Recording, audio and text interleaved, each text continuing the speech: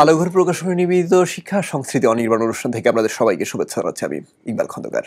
আশা করছি সবাই ভালো আছেন। আর আমন্ত্রণ জানাচ্ছি আগামী কিছু সময় আমাদের সঙ্গে থাকবার জন্য।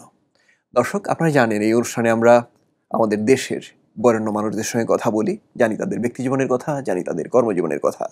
তারই ধারাবাহিকতায় আজ আমরা যার সঙ্গে কথা বলবো তিনি মিশা সওদাগর, চলচ্চিত্র অভিনেতা। মিশা ভাই, কেমন আছেন? আলহামদুলিল্লাহ বেশ আছে। আপনি বেশ আছেন, থাকেন, সেটা আমরা জানি। জানি কি জন্য? কারণ চলচ্চিত্রে এত বছর ধরে যে শিল্পী নিয়মিত আছেন, তিনি ভালো না থাকলে নিয়মিত থাকার কথা ছিল না। কারণ চলচ্চিত্রে আমরা দেখি খুব অল্প সময়ের জন্য আসেন। চলচ্চিত্রটা যেমন অনেক আলোকোজ্জ্বল একটা জায়গা, আলোটা কেমন জানি শেষ হয়ে যায়, তারপর বিদায় হয়ে যান তারা। কিন্তু আপনি আছেন, ছিলেন, আছেন। আমরা একটু শৈশব থেকে আসবো। আপনার শৈশবটা কেমন ছিল? আমি তো ওল্ড টাউনের ছেলে। হ্যাঁ। ঢাকায় যেটাকে বলা হয়। তো পুরনো ঢাকা আমার বাসা। সাতরোজা। নাম হচ্ছে আবুল হাসনাত রোড। আমি নবকুমার স্কুল থেকে আমার ম্যাট্রিক। কলেজ ইউনিভার্সিটি ছিল আমার শহীদ সোহরাওয়ার্দী। তো ওল্ড টাউনে আমার বড় হওয়া। ওইখান থেকে এখন পেশার জন্য তারপর আমি চলে যাই দিলু রোড, বাংলা মোটর। তারপরে আমার বাচ্চারা পরে স্কলাস্টিকে পড়তো তখন। তো তখন আবার বাসা নিতে হয় আমাদেরকে উত্তরা। তো এখন আমি উত্তরে আমার নিজের বাসা, আমি ওখানে থাকি। কিন্তু এত তাড়াতাড়ি শৈশব থেকে এই পর্যন্ত চলে আসলে হবে না, আরেকটু শুনবো যে কেমন ছাত্র ছিলেন। ছাত্র মোটামুটি 1 to 10 এর মধ্যে থাকতাম। আমার কিছু ভালো বন্ধু-বান্ধব ছিল, এর মধ্যে একজন হচ্ছে মেজবা। ওই সিভিল ইঞ্জিনিয়ার, ও ফার্স্ট সবসময় হতো। তো আমার সমস্ত আমি একটু দুষ্ট প্রকৃতির ছিলাম, কিন্তু আমার বন্ধু-বান্ধবগুলো সবগুলো ছিল ক্লাস আর কি। তো ওদের সাজেশন, ওরা বলতে পারতো যে আমি বললাম যে 7-8টা এসে আমি পড়তে পারবো না। তো এই মেজবা আমাকে ঠিক করে দিত 1, 2, 3 এর মধ্যে কমন পড়বে। তারপরে যখন ওই অনেকগুলো যে সবচেয়ে ইংলিশে যেটা ছিল, যেটা সবচেয়ে ট্রান্সলেট সবচেয়ে কঠিন ছিল, তো ওগুলো বলে দিত যে কোনগুলো আসতে পারে, এগুলো কর, চেষ্টা কর। তো মানে ও আমাকে দারুণভাবে হেল্প করতো, আমার বন্ধু মেজবা, ছোটবেলায়। আর খুব খেলাধুলায় আকৃষ্ট ছিলাম। আমি প্রচুর খেলাধুলা পছন্দ করতাম। স্কাউট ছিলাম। আমি জাম্বুরি করেছি 76-এ মৌচাকে। জহুর রহমান সাহেব তখন প্রেসিডেন্ট ছিলেন। তার পিছনে আমরা হেঁটেছি প্রায় 20 মাইল। পড়াশোনা মোটামুটি, আমি স্টুডেন্ট মোটামুটি। কিন্তু মিশা ভাই, যেই মানুষটা এতগুলো চলচ্চিত্র অভিনয় করবেন বা অভিনয় জগতে এতটা গুরুত্বপূর্ণ জায়গা দখল করবেন, তিনি ছোটবেলায় অভিনয়ের প্রতি একটু আসক্ত ছিলেন না, বা আম, অভিনয়ের কোনো নাগপাশে ছিলেন না, আশপাশে ছিলেন, সেটা আমাদের বিশ্বাস হয় না। ওই সময়টা আসলে অভিনয়ের সঙ্গে কিভাবে যুক্ত হয়েছিলেন বা কতটা আসক্ত ছিলেন অভিনয়ে? আ- আ- আসক্ত অভিনয়ের জন্য কম ছিলাম, বাট অসম্ভব একজন ভালো দর্শক ছিলাম। কারণ আমাদের দেখা, আমি 82 ব্যাচ, আমার বয়স অলমোস্ট 59, নেক্সট জানুয়ারিতে 60 হবে। তো তখন আমি অমিতাভ বচ্চনকে দেখেছি ওদিকে, এদিকে আমাদের দেশের রাজ্জাক ভাই, আলমগীর ভাই, ফারুক ভাই, বুলবুল আহমেদ, সোহেল রানা, উজ্জ্বল ভাই, কবরী আপু, ববিতা আপু, শাবানা জি, সুচরিতা ম্যাম, এনাদেরকে দেখেছি। তো এই 1986-এ তখন একটা নতুন মুখের সন্ধানে একটা কম্পিটিশন ছিল, তথ্য মন্ত্রণালয় এবং আমাদের এফডিসি কর্তৃক আয়োজিত। ওখানে 84-এর ব্যাচে মান্নার এসছে, মান্না, সোহেল চৌধুরী, দিতি। পরের ব্যাচে যেটা আসছে 86-এর ব্যাচে আমি, অমিত হাসান, শাহিন আলম, আমরা এসছি। তো আমার এই বন্ধু, ওই যে বন্ধু মেজবা, ও বললে তোর ছবি ভালো আসে, আর আমি যে কোনো জায়গায় খুব মানে যখন তখন স্পটে আমি জমাতে পারি। ফান আমার রক্তের অন্ধ্রে ছিল। আর ঢাকাইয়ারা একটু, আমরা ঢাকাইয়া, ওরা খুব একটু রসিক হয়। আর আমার একটা ব্রেন কাজ করতো যে সিচুয়েশনটা কি, এখানে কি কথা বললে মানুষকে আকৃষ্ট করা যাবে, এটা আমি জন্মগতভাবে লালন করি বা আমার মধ্যে আছে। তো আমি তখন যে কোনো জায়গায়, বড় ছোট, যে কোনো জায়গায় 1 সেকেন্ডে আমাকে অন্যভাবে তুলে ধরতে পারতাম। এটা আমার বন্ধু মেজবাব বলতো। আর খুব নাচতে পারতাম। ফুটবল খেলেছি, তারপরে ফার্স্ট ডিভিশনে হ্যান্ডবল খেলেছি। তো প্লেয়ার ছিলাম মারাত্মকভাবে। আমরা তখন মোহামেডান আবাহনীর অন্ধভক্ত ছিলাম। দুপুরে চলে যেতাম আমরা মোহামেডান আবাহনীর খেলার সময়। আমি মোহামেডানের ভক্ত ছিলাম, এটা বলতেই হয়। তো এরকম করে বেড়ে ওঠা। তারপর 86-এ যখন নতুনমুখী সন্ধানে আমি চান্স পেয়ে গেলাম, তারপর কাজ করলাম, দুটো ছবি করলাম নায়ক চেতনা, হিসেবে। চেতনা, একটা বিশেষ চেতনা, আমার ওস্তাদ চটকু আহমেদ। আর আরেকটা করলাম অমর শ্রদ্ধেয়, সঙ্গী। হ্যাঁ, আলমগীর কুমকুম স্যারের, সেটা ছিল অমর সঙ্গী। তো বাট তখনও না, আমরা তো ইয়াং, 21-22 বছর, তখনও আমাদের মানে একসেপ্টেন্সই ওইরকম ছিল না যেভাবে থাকা উচিত। তখনও রাজ্জাক ভাই নায়ক, তখনও আলমগীর ভাই নায়ক, তখন ফারুক ভাই, সোহেল রানা সাহেব তখন নায়ক। হুম। তো বাট এর মধ্যেই তখন আমি আবার একটা ছোট বিজনেস করা আরম্ভ করি। এটা ছিল লাইক 1991-92 এরকম। তো তখনই আমার অফার যে তোমার যে অ্যাটিটিউড, তুমি যদি এন্ট্রি হিরো করো খুব নাম করতে পারবে। এটা বলেছেন আমাকে মালিক আফসারি ভাই, দেয়ান নজরুল, এজে মিন্টু, টপ ডিরেক্টরগুলো। তো আমি বলতাম না ওস্তাদ থাক, একটা দুইটা ছবি করেছি, মানুষ বলুক যে আমি হিরোই, এইটাই থাক। আবার এন্ট্রি হিরো করলে মানুষ ভিলেন বলবে। বাট আমার সবচেয়ে পছন্দের মানে ফিল্মে না, টিভি ইন্ডাস্ট্রিতে সবচেয়ে বড় যে লোকটার প্রতি মানে আমার অন্যরকম শ্রদ্ধা, এবং আমি অভিনয় বুঝতাম আর কি, দর্শক খুব ভালো ছিলাম। তো শ্রদ্ধেয় হুমায়ুন ফরিদিকে যখন ছোটবেলা থেকে দেখলাম তাকে, হুম। এবং যখন শুনলাম উনি ফিল্মে এসছেন, তাকে মানে শ্রদ্ধেয় প্রয়াত শহীদ ইসলাম খোকন এনেছিলেন সন্ত্রাসী ছবিতে, তখন বললাম আমি তো কোনো আলোচনাই না, ওনার মতো হুম। লিজেন্ডারি অ্যাক্টর যদি নেগেটিভ রোলস করতে পারে তাহলে আমি করতে পারি। এবং আমার এই ওস্তাদ ছোটকু আহমেদের লেখা আশা ভালোবাসা, হুম। 93 সেপ্টেম্বরে আমি ফার্স্ট ছবি করি। সালমান শাহ হিরো, এর মধ্যে সালমান শাহ সুপারস্টার হয়ে গেল, মৌসুমী, সালমান শাহ, ওর আগে আবার নাইম আর শাবনাজ হয়ে গেল। শাবনাজ। তখন আমার দাগ প্রচুর ছিল, কিন্তু এই স্ক্রিপ্টটা পাওয়ার পরে আমার বললো আমার দেখে মনে হচ্ছে এটা পিক করবে। তখন আমি যদি ছবির ডিরেক্টর ছিলেন তুমিজুদ্দিন রিজভী, হুম। সালমান শাহ, আমি, ডন, শাবনাজ, শাবরিন আরেকজন ছিলেন, তারপরে শ্রদ্ধেয় গোলাম মোস্তফা ছিলেন, শ্রদ্ধেয় আনোয়ার হোসেন সাহেব ছিলেন, খালেদা আপু ছিলেন, আরো অনেক কিন্তু অ্যাক্ট্রেসেস তারা তো ছিলেন। ছিলেনই, আর আপনার একটা ডায়লগ ছিল, এটাকে হুম। সম্ভবত চলচ্চিত্রের ভাষায় রিপিট ডায়লগ বলে, একই কথা দুইবার বলা। ও হ্যাঁ, এটা বাবা আমাকে বললো, যে আমি বাবাকে বললাম যে বাবা মনে রাখার মতো, বাবা বললো যে কি কিছু করতে চাস, তখন আমি ওই ছোটকু আহমেদ আমার হ্যাঁ। ফিল্মের বাবা, ওনাকে বললাম বাবা আপনার রিপিট দেবেন, রিপিটটা মানুষ মনে রাখবে। আমি ওই ছবির যে পারফরমেন্স ছিল আমার, আমি তখনই আউটডোরে, সবাই তখন তো মিডিয়া ছিল না, হুম। হুম। একটা আর্টিস্ট, নতুন আর্টিস্ট কি পারফরমেন্স করলো ওটা, আমি আসার পর, আউটডোর থেকে আসার পর আমি 6-7টা ছবি সাইন করি, ছবি রিলিজই হয় নাই, আমার মনে আছে। কিন্তু মিশা ভাই, এখানে আপনাকে একটু বলতে চাই আরেকজনের কথা। জি। এই অনুষ্ঠানেই ছোটকু আহমেদ এসেছিলেন। হ্যাঁ। তিনি বললেন, চেতনা ছবিতে আপনার যে মৃত্যু দৃশ্য, জি, জি, তিনি বললেন যে এটা চোখে লেগে থাকার মতো, মানে তার জি, স্বীকারোক্তি। তো সেটা আমার মনে হয় যে পরবর্তীতে এই দৃশ্যগুলি ছোট ছোট ছোট করে আজকের মিশা সওদাগর। জি, হ্যাঁ, অবশ্যই ওই ছবিটা আমি 150 ফিট উপর থেকে ডিরেক্ট, আমি সামারসুল দিতে আমি বললাম, তখন একটা অন্য আর্টিস্ট দেওয়ার কথা ছিল ড্যামি, তখন আমি বাবাকে বললাম বাবা আমি দেবো, বলি তুই কি কি বলিস, পারবি এটা? এবং ক্যামেরার ফ্রেম বুঝতে হবে, তারপর বশির ভাই ছিলেন ক্যামেরাম্যান, মানে অনেক বড় অবিচার ছবির, মিথুন চক্রবর্তীর হুম। অবিচার ছবির যিনি ক্যামেরাম্যান উনি ছিলেন, ডিরেক্টর অফ ফটোগ্রাফি ওই বশির ভাই ছিলেন তার, এবং উনি নিয়ে বসলেন আরেকটা ক্যামেরা, স্লো মোশন প্লাস একটা রেগুলার ক্যামেরা। তো আমি এই প্রায় 150 ফিট উপর থেকে লাল পাহাড়, শোলে ছবি, সরি যেখানে দোষ দুশমন ছবিটা রূপায়িত হয়, ওইখান থেকে ডিরেক্ট শট, এবং আমি তো উপর থেকে দেখেছি, আমি ভাবলাম যে আমি এরকম গড়িয়ে গড়িয়ে পড়ে যাবো, ওইখানে ক্যামেরা, কিন্তু গড়াতে গড়াতে যখন এই মানে এই স্কেলটা মেনটেন করলাম, এই রাস্তাটা মেনটেন করলাম, মাঝখান থেকে গিয়ে গড়াতে গড়ে দেখি ওইখানে যে ক্যামেরার সামনে যদি পড়তে হয় তাহলে এইখান থেকে আবার এরকম বালু করে কাটা ছিল আর কি, আমাকে একদম মানে প্রায় 40 ফিট ডিরেক্ট পড়তে হয়েছে। পড়ার পরে সবাই তো চিৎকার দিয়ে উঠছে, মারাই গেছি বুঝি।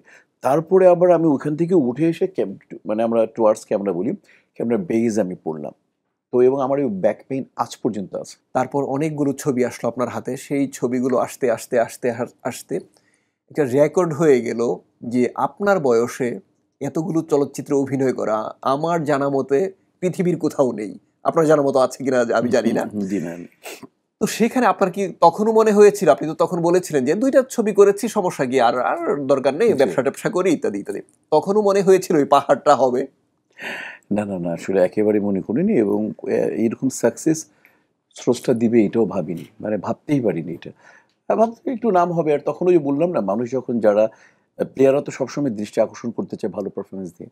তো আমি বললাম যে ফিল্মে গিয়ে একটা সিগনেচার রেখে আসি যে মিশা সাহেব আসছিল।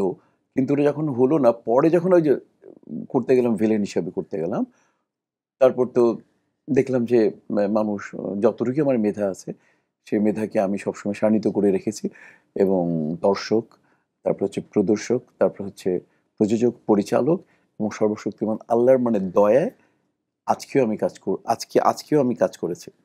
আচ্ছা মিশা ভাই, আমি আপনার চলচ্চিত্রগুলোর কথা যদি নাম ধরে ধরে বলি, কমপক্ষে ১০০ চলচ্চিত্রের কথা বলা যাবে। একবারে ১ম এই মাথায় আসবে বা মনে আসবে এরকম কিছু নাম আছে। কিন্তু সেগুলো আসলে বলার মতো হয়তো সময় পাবো না।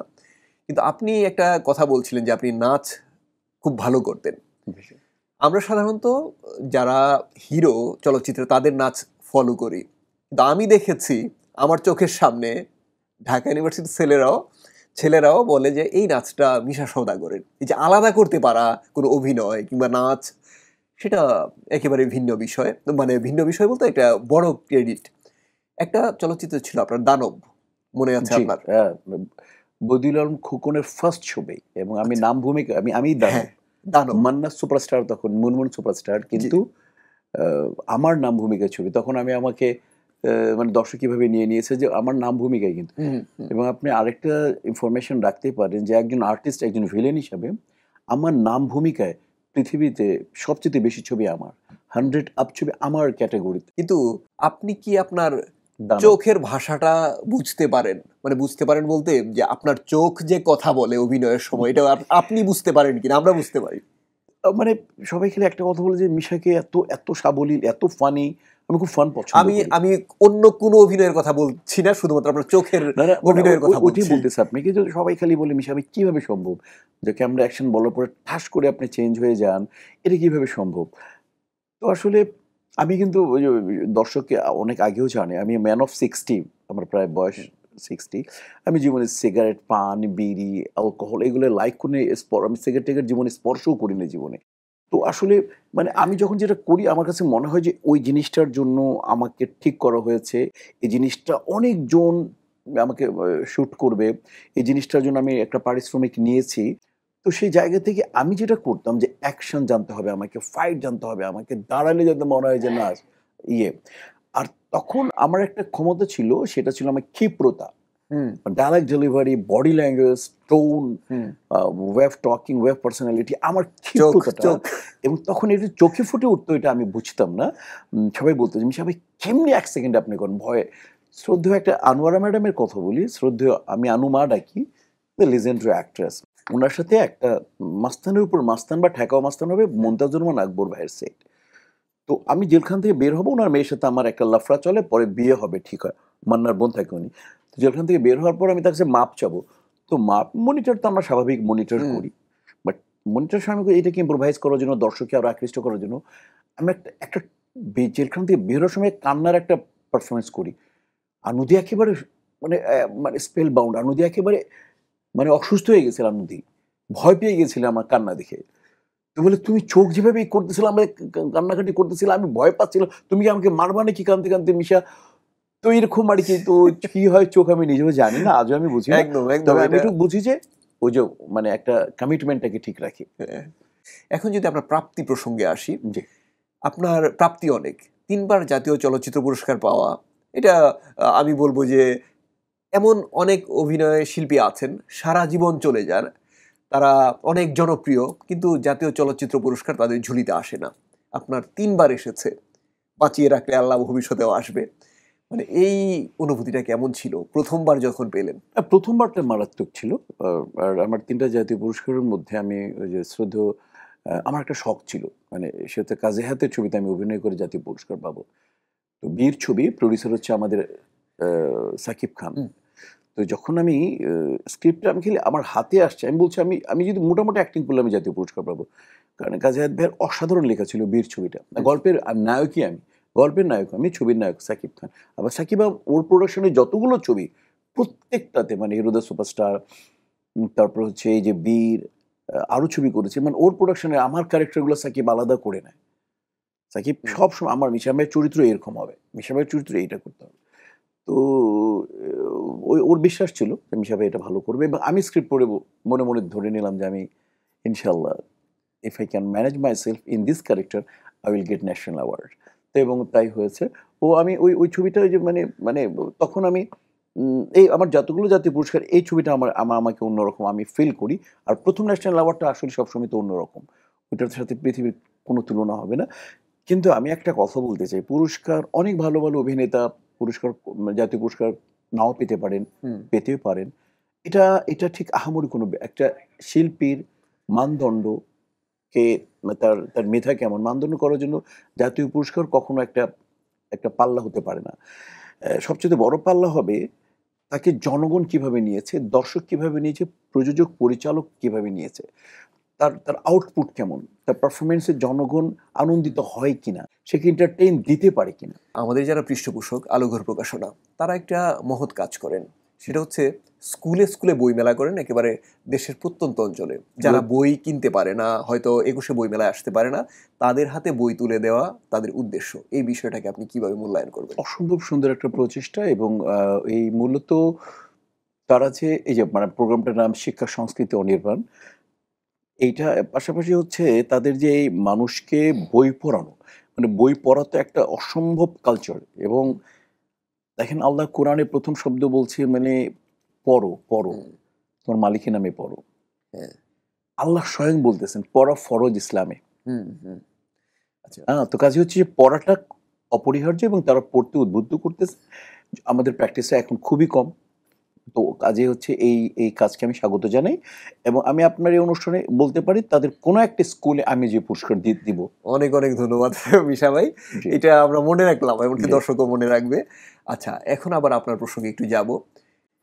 দেশের বাইরে যদি আপনি বলি, আপনার স্মরণীয় মানে আপনার মনে আছে কোনো একটা চরিত্র, কোনো একটা সিনেমার, আপনার দিক থেকে যদি একটু বলেন কোনো মানে একটা আমার চরিত্রের কথা? হ্যাঁ। ওইটা বরবাদ বলতে হবে। গত ঈদে বরবাদ ছবিটা।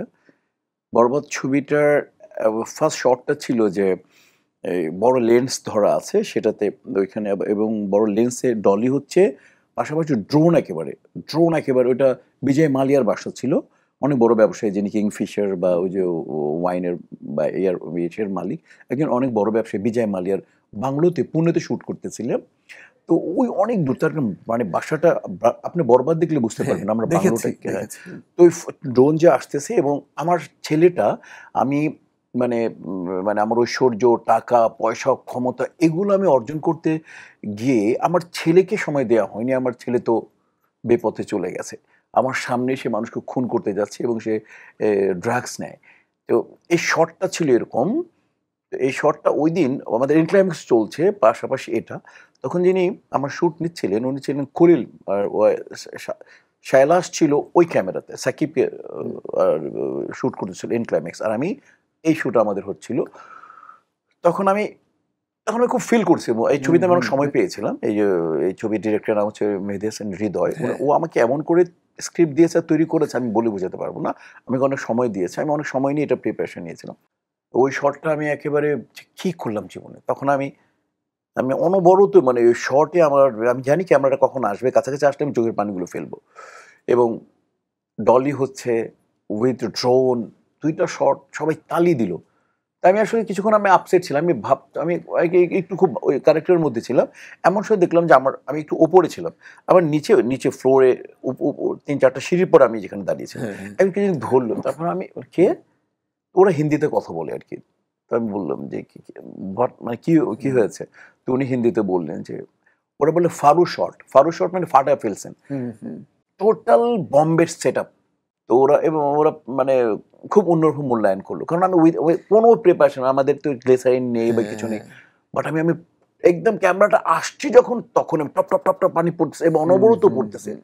আর আমি অসহায় কি করলাম? তারপর উপর দিয়ে তাকালাম এরকম এখানে একটা কাজ করছিলাম যাতে এইটাও হয় যখন ক্যামেরাটা কাজটা যাতে আমার এই যে এইটাও যাতে কাজ করে যে শেষ আমি কি হুম, করলাম? হুম। এই মানে টাকা পয়সা যথেষ্ট না আসলে। হ্যাঁ। আর আরেকটা দৃশ্য ছিল এই সিনেমায় যে অ্যা একজন দান আ অহ! চায়, অর্থাৎ এটা ইয়ার ওই যে, মধ্যে ওই যে আসে। একটা ফকির বলে হ্যাঁ, যে, হ্যাঁ, হ্যাঁ। "বাবা আমার ছেলে মানে আমার কাঁধে আমার ছেলে, হ্যাঁ, হ্যাঁ। তো কিছু ভিক্ষা দাও।" তখন আমি বলি যে, মানে বাবার কাঁধে ছেলে লাশ কখনো ভারী বোঝা হয় না। হুম। তো ওর সামনে পিএসকে বলি, "ওকে টাকা দিয়ে দে।" তোর কাছে টাকা থেকে? তো ও কিছু টাকা দেয় মনে হয়। তো আমি বলছি ওটাই improvisation টা আমার ছিল। পুরো বান্ডিলটাই দিয়ে দেয়। আর আরেকটা বিষয়, আপনার যে সাংগঠনিক শক্তি, শক্তি বলতে একটা যোগ্যতা না থাকলে একটা জায়গায় একবার যাওয়া যায়, বে ৩ বার যাওয়া যায় না। জি।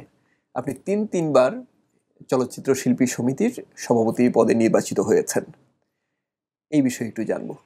না, এটা আসলে ভালোবাসা। মানে আমি আসলে ওই যে বললাম না যে কিছু লোক জন্মগতভাবে মানুষকে ভালোবাসতে চায়।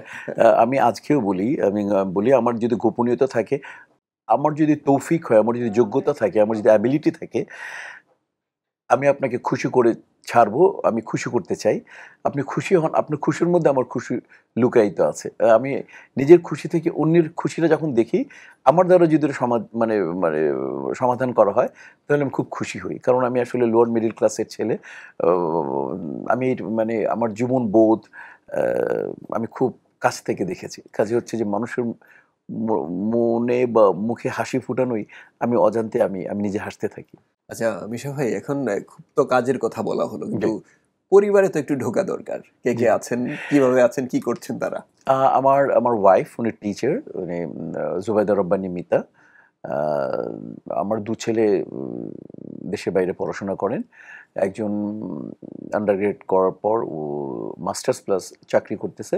আর ছোটটা এবার ইঞ্জিনিয়ারিং এ এএনএম ইউনিভার্সিটি অফ হিউস্টন, ও ইঞ্জিনিয়ারিং ইউনিভার্সিটি ওইখানে পড়াশোনা করছে। ওয়াইফ ওদের সাথেই বেশি থাকে। আমি আসা যাওয়া করি। এই আমার পরিবার। আর আমরা ৫ ভাই-বোন। আমার বাবার নাম হচ্ছে মোহাম্মদ ওসমান। দাদার নাম ছিলেন জুম্মন সওদাগর। হ্যাঁ, উনার সওদাগরটা আমি ধার করেছি। হ্যাঁ, আমার ওয়াইফের নাম মিতা। মীর মি, আর আমার নাম হচ্ছে শাহিদ হ্যাঁ, হাসান, হ্যাঁ, শাহিদের হ্যাঁ। শাহ, এই মিশা। আপনারা জানেন। তো আমার দাদা জুম্মন সওদাগর, বাবা মোহাম্মদ ওসমান, আমার মা বিলকিস রফিজা, আমার বড় ভাই উনি প্রয়াত মারা গেছেন। আমার বড় বোন আছেন, ছোট বোন আছেন, আমি আর মেজো ভাই আছি। এটা আমাদের ভাই-বোনটার ব্যাপার। আপনার জন্য শুভকামনা এবং ভালো থাকবেন আপনি। আপনারা ভালো থাকবেন এবং এই অনুষ্ঠানের মানে আলোঘর প্রকাশনাকে জানাই আমার মনের ভেতর থেকে একে পবিত্র পরিচ্ছন্ন ভালোবাসা, শুভকামনা। আপনাদের এই ভালো কাজ আপনি এভাবে কন্টিনিউ করবেন। মানে লস এবং লাভ দেখবেন না। এটা কন্টিনিউ করে যাবেন। আমি অনেক খুশি হব এবং আবারও বলছি যে দেশ ভালোবাসুন, পরিবার ভালোবাসুন, সংস্কৃতি ভালোবাসুন এবং লেখাপড়ার পাশে থাকুন। সবাইকে অনেক ধন্যবাদ। দর্শক, এতক্ষণ আমরা কথা বলছিলাম চলচ্চিত্র অভিনেতা মিশা সওদাগরের সঙ্গে। তিনি বলছিলেন তার ব্যক্তি জীবনের কথা, তিনি বলছিলেন তার অভিনেতা জীবনের কথা। আশা করছি আপনাদের ভালো লেগেছে। আমরা এখন বিদায় নেব আমাদের অতিথিকে বই উপহার দেওয়ার মধ্য দিয়ে। দর্শক, এই অনুষ্ঠানটি প্রচার হয় প্রতি রবিবার রাত 8:30টায়, আর প্রচারিত পর্বগুলো দেখা যায় জিটিভির ইউটিউব চ্যানেলে। সবাইকে আবারও শুভেচ্ছা জানাচ্ছি আমি ইকবাল খন্দকার। আল্লাহ হাফিজ।